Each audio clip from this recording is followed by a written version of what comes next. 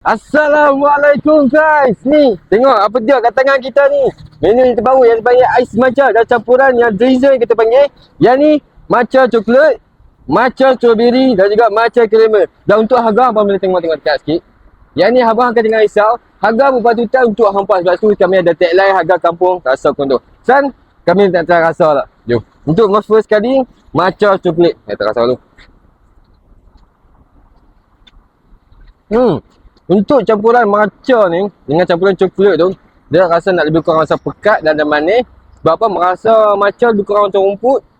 Tapi tak ada rasa rumput lah. Dan campuran dengan coklat tu memang ngam lah. Dan kedua ni strawberry.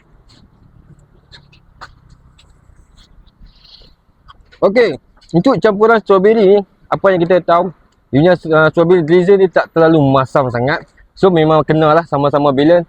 Dia punya tak terlalu masam dan juga manis ais matcha. Yang last sekali caramel.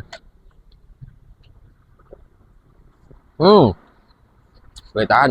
Untuk caramel, kita tahu dia punya lemak-lemak manis ni lagi ngam campuran dengan ais matcha tu memang sebati ngam. So, yang mana penggemar ais matcha boleh dapatkan serbu menu yang ada kat tangan kita ni.